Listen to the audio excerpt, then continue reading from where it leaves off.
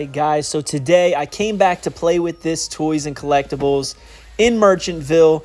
I did a little bit of a quick breeze through video a couple months ago and you guys really wanted to see more. I will say this, it's one of the most difficult stores for me to film in because it is so tiny.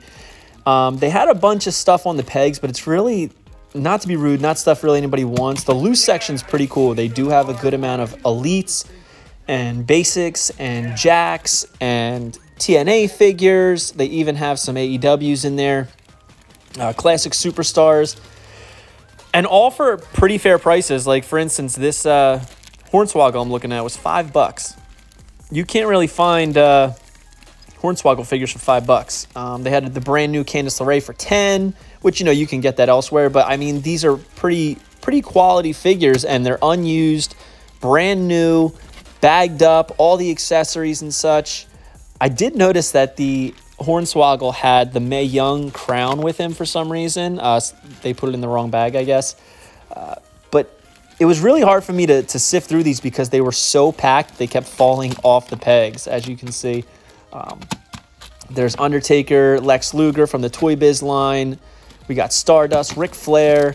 I wanted this Billy Gunn, then I realized it had the wrong head on it, so had to put it back. They replaced the head with a long hair one. I guess they wanted a DX version of Mr. Ass, but oh well, put it back. China, John Cena. They had Sonny, Braun Strowman, Triple H, Kofi, Zombies, AJ. There's the new Asuka, Mankind, Kevin Owens. They had Heavy Machinery, complete with their tag belts. Matadors, Cody Rhodes, Alberto Del Rio, a bunch of figures. If you're in the South Jersey area or even the Philadelphia area, I definitely suggest you come over here if you're a loose collector, because these are really like almost unplayed with. You notice that they have the naked Mark Henry there, which I popped for when I saw that. You don't see that figure very often in loose baggies. They had, for $35 actually, they had complete the WrestleMania Roddy Piper and Mr. T 2-pack. There we have Lacey Evans, Greg Valentine. A lot of stuff that you can pretty much find online for fairly cheap. Here is the Bandai SH Figuarts Triple H. They had some AEW figures, Series 6, but stuff that like a lot of people are finding. Colin Delaney, which I was surprised to see. There's Mae Young. One retro, which was Dean Ambrose. They had Kelly, but it didn't have a price on it, and I didn't feel like asking. There's Davari in the referee shirt, Santino Marella. Couple TNA figures up there, but nothing that I needed. So, well, it didn't look like I was really getting any wrestling stuff. There's Lord of the Rings. Over here, they have some like NECAs. They have the Mezco South Parks, which I didn't even want to look at because that is a line that I really want to collect. And I know if I get enticed, that's going down a rabbit hole. They had the Cloth Goods NECA Home Alone figure. And they had Christmas Vacation, the Goonies, really cool stuff. I turn around, they got He-Man, a bunch of different He-Man and Master Universe stuff. Looking around, they had a Turbo Man up there. I mean, they pretty much have all kinds of collectibles. Even this LJN Miss Elizabeth, pretty cool. Didn't have a price on it, so I didn't know how much it was. And they had these LJNs as well, Big Boss Man, Warlord, and Haku. All for pretty much the going rate that you can get them on eBay. And the paint apps weren't great, but it's still so cool to see those things in the store. It never gets old. Came over to this section. They had some reaction figures, which I'm always happy to look at. Biggie, the Misfits, Anthrax. But I come back to them later. Came over to the Star Wars section. Some really cool stuff, the Japanese figures. But the Star Wars section is really fun to look at, even if I'm not like a huge Star Wars fan. I mean, the toys are just iconic, and they had a bunch of figures up at the top. Look at all those. They all look pretty minty. These are the original Kenners. They had some Black Series. They even had the 12-inch Kenners, as well as some other limited edition figures in there. Some Mox from the old Kenner series. Here we have some Phantom Menace ones and the new retro style. Pretty cool stuff, as well as more Black Series over there. Power of the Force there from the Kenner reboot, which is pretty cool. They even had a ton of loose Star Wars figures in bags. But again, like, I don't really know what I'm looking at with these things. It's just always cool. If you're a toy collector, you get it. It's just fun to look at other things and stuff that you don't collect, just because it's interesting to see all these things and the work that goes into them and the art that is toy production. They had Star Trek figures over here. I used to collect the Playmates Star Trek collection. Then I noticed this, the Whoopi Goldberg figure. I don't know if any of you guys collected the Playmates line, but Whoopi Goldberg had a figure, and I popped seeing that mint on card. I even had it as a kid. Skimming around more Lucy's. They got a bunch of stuff at the top. G.I. Joe, insane. They even had a Hogan wrestling buddy. I came over here and I noticed that they had some Remcos. They had the Long Riders, but they only had one set of glasses and hat for $80, and I wasn't going to do that. Couple Hasbros, couple Galoobs, nothing too crazy, nothing that I needed. They even had some LJNs up there, but they were all just the typical guys that you pretty much would find anywhere to swap meet back in the day. But again, it's always so cool to see vintage and retro stuff that you collect and you're into and you like in a store. I can't explain it, but there's always just a nice, refreshing feel of being brought back to your childhood, seeing these things that you played with as a kid and seeing them in a store. They had Child's Play 2, Chucky, which I thought was pretty cool reaction figure. The Misfits, Anthrax, really cool stuff. They had the Alfred Hitchcock set, all like the directors and stuff like that. The Iron Giant, really cool stuff. They Live, that's what I was trying to say. They Live. I was going to call it Obey, but it's They Live.